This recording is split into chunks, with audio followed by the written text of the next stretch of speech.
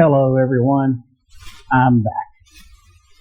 It's been a while since I've made a video, better part of a year actually.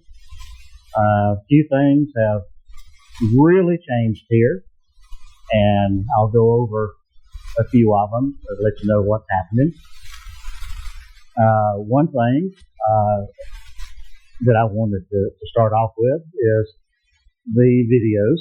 The very last video that I made, I was showing how I was disassembling the better part of the inside of my greenhouse, because in my infinite wisdom, I built most of it out of pressure-treated lumber, which I thought was going to last quite a bit longer than it did, but it failed me, and it started falling apart. And the big kicker on that is when I brought in some bonsai, and the bonsai with the pots were just too heavy. In all total, I probably had 2,200 pounds of merchandise on my center table. And after years of getting wet and then dry and wet and dry, it just couldn't handle the weight, and it failed. So I was going to show how I was going to take it apart and rebuild it. But this particular video, the last video that I made, was it was the worst received video that I ever made. Normally I would get a few hundred views. We're not real big, so we didn't get a lot, a few hundred views. And in those views, I would get 75% of them would give me a thumbs up or a like, and maybe half of them to 40% would leave a comment. This particular video got much fewer actual views. Of the views that I did get, I think I got one comment, and for the first time ever, I actually got several dislikes, that did not like the video. So we ain't going to do that no more. We're not going to show how things are torn apart. So what we're going to do is we're going to start over and try to give you some better videos. The first thing is I'm going to do my best to do at least 2 videos a week, and they're going to be shorter. I have to admit, nobody wants to sit and watch me repot an orchid for 30 minutes. I mean, that's boring. I couldn't sit through it. So I'm going to limit my videos to 12 to 15 minutes, something that you can watch and hopefully enjoy. The biggest thing is I will no longer be doing unboxing and things like that, because, and I'll get to that in just a moment. What I'm going to be showing is me as an orchid enthusiast, someone who likes orchids. I'm going to show how I'm going to bring orchids back to life and back to their glory. And the reason for that is, over the past year, I've had several things happen, but for the most part, I have just completely ignored my orchids. At least half of them have died. Pretty much the only thing I have done over the past year is water them. Yeah, no fertilizer, no insecticides, no nothing. The only thing I did was water them. And as a result, I currently have quite a few less than healthy orchids, and we're going to have to build on that. So that's going to be the gist of my videos from this point forward is me as an orchid grower, an orchid enthusiast, helping my sick orchids come back to life. Now, why did all of this happen? Well, I've been in the hospital a couple of times. My wife has been in the hospital a couple of times. She broke her wrist. She had pneumonia. Yeah, we've just not had a very good past year. Of course, I'm getting older. In about 30 days, I'm going to be 76 years old. So I just can't do as much as I once did. Now, as far as the business, as you probably remember, we have 5 employees. We're 4 plus myself. There's 5 of us working here. And this has changed. It started out with Randy, and he left because his wife owns a travel agency. And after the COVID problems, people started traveling again, and her business has absolutely exploded. She was to the point that she was going to have to hire someone to help her, and she and Randy decided, why hire someone when her husband can work with her? That way they don't have to pay an extra person. As it turned out, they still had to hire an additional person. So Randy has left, and he is now part of his wife's travel agency. The next one is Nathaniel. Nathaniel is my youngest grandson, and he had just graduated high school, about the time of the video last year, and he is an entrepreneur. He wanted to start his own business, which he did, and honestly, I laughed at him and I said, "You're not going to do anything." He is detailing cars, washing cars. He started a mobile car wash where he details cars, and I'm thinking to myself, now how can anybody make a living washing cars? This boy's making more money than I am. I mean, it's ridiculous. For a full showroom like new detailing, he charges $500. His cheapest car wash is $200. He has a waiting list. He's booked like 3 months out where people want their car washed. So he is busy. He is making so much money, it's ridiculous. And he did decide to go back to school 1 day a week. At least at college 1 day a week. So I lost Nathaniel. The next one is Nicholas, my oldest grandson.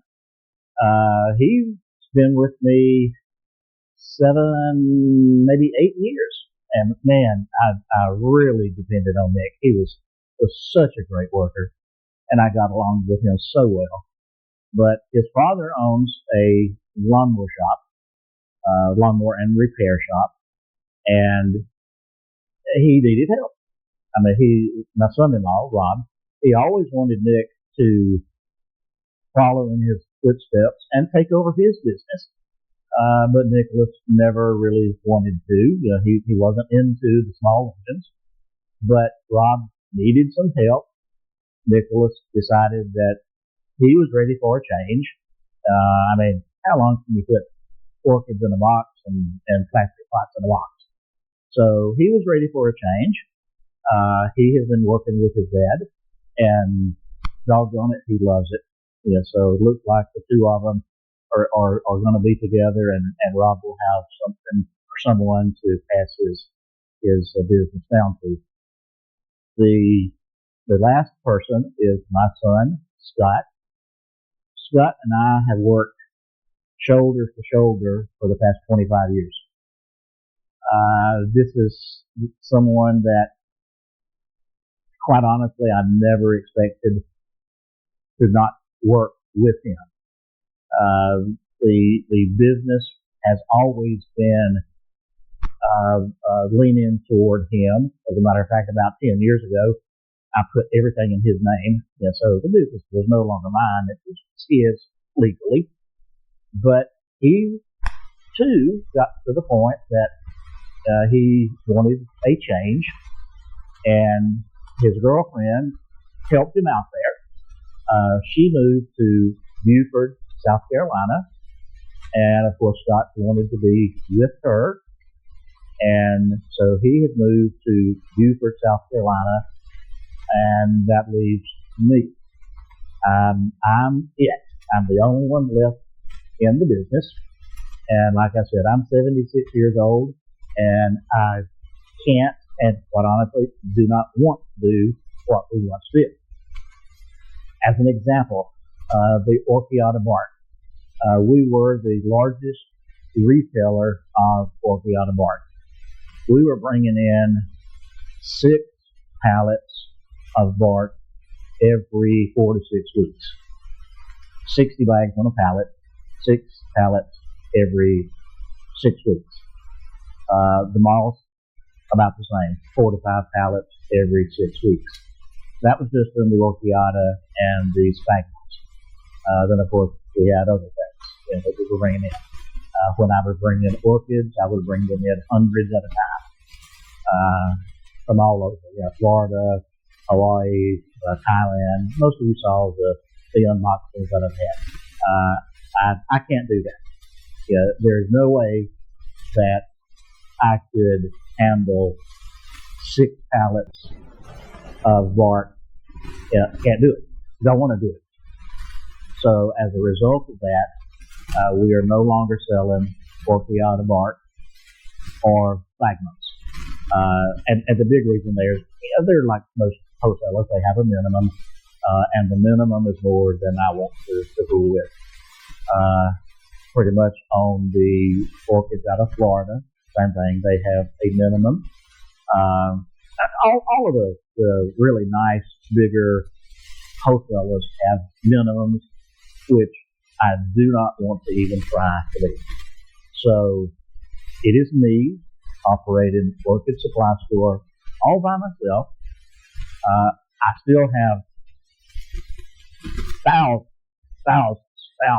of pots, so it'll be a long time before I get rid of those. Still have, not a lot, but still have some Orchiatas that I'm doing smaller bags. Still have smart moss. Don't have any more spag moss. I've sold all of that. Lots of pottery. Still have a lot of pottery. So all of that is still out on the website. I'm still selling on Etsy, and I started a different eBay store because I didn't want to have it conflict with the one that we had that had a lot of toys. We no longer have toys, period. Scott sold every single one of them. There are no toys. So it is, again, me, and the videos are going to be me working with my poorly handled orchids, trying to nurse them back to life, and we'll see how that goes. In the past, if I had a sickly orchid, I just wrapped it up and sent it off to Trish. She was wonderful bringing these things back to life. So that was my turn to see if I can do it.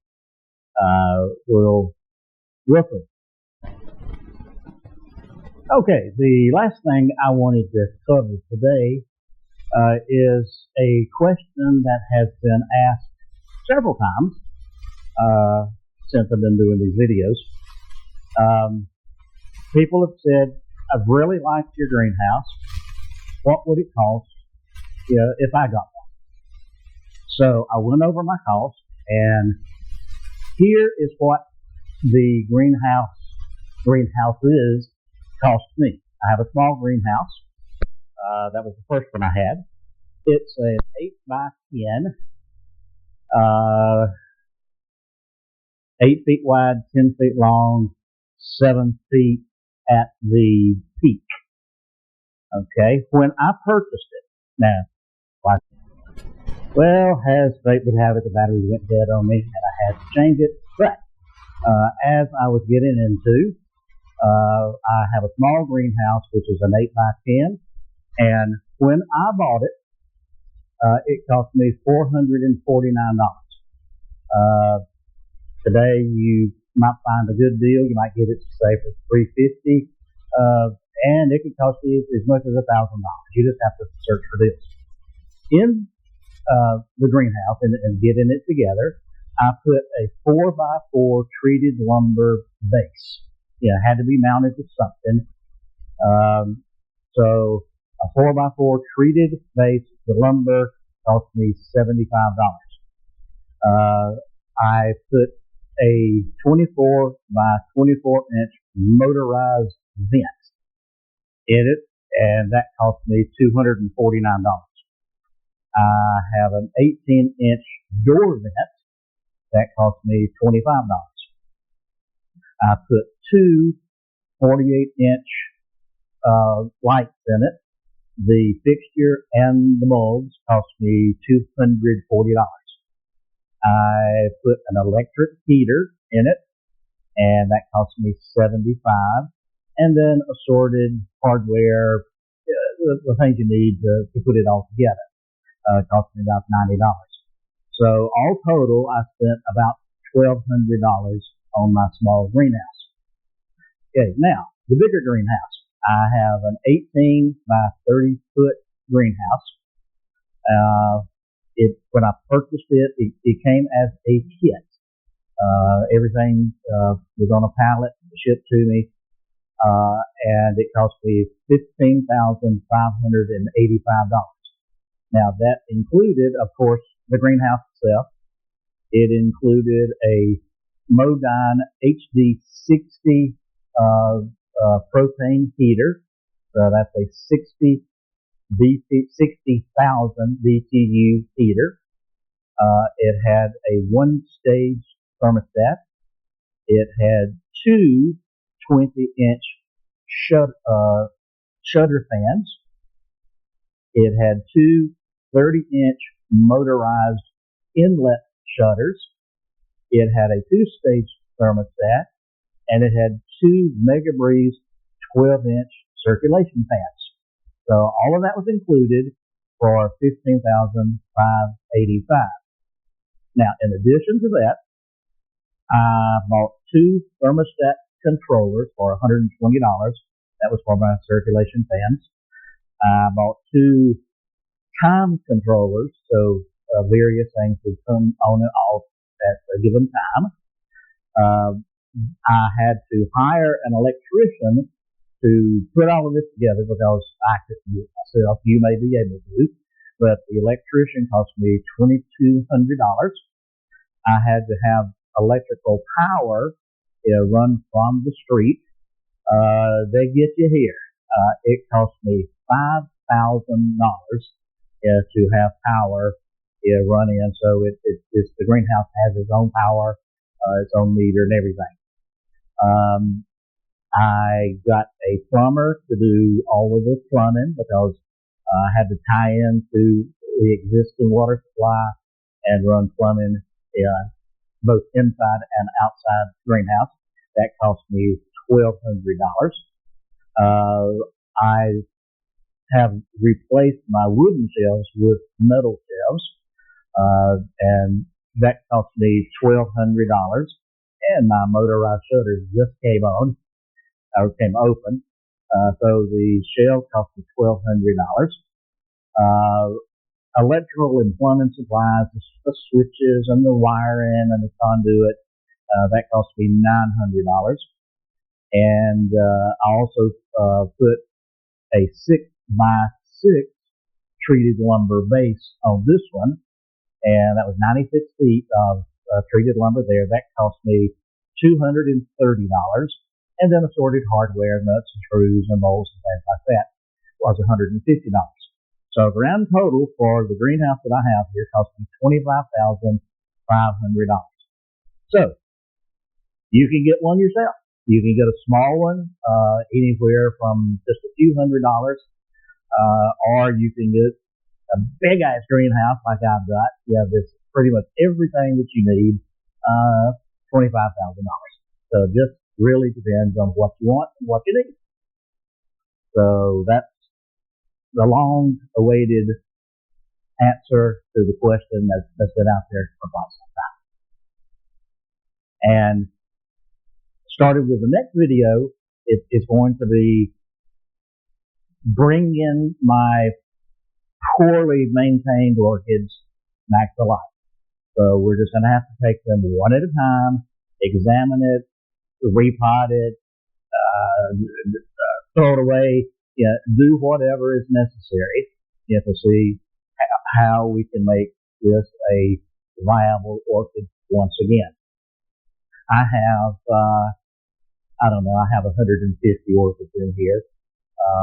Pretty much every one of them is going to have some type of work. At least look at it, be sure it's okay, or determine what needs to be done. So, going to be quite a few videos coming, and each of those are going to be short and to the point. It won't be long drawn out. But if you have not subscribed to the channel and you want to see this type of information, be sure to subscribe. And of course, I always like a thumbs up. I like to get a like, and feel free to comment. Tell me what you think, and we'll be doing this for a long time. I'll see you next time.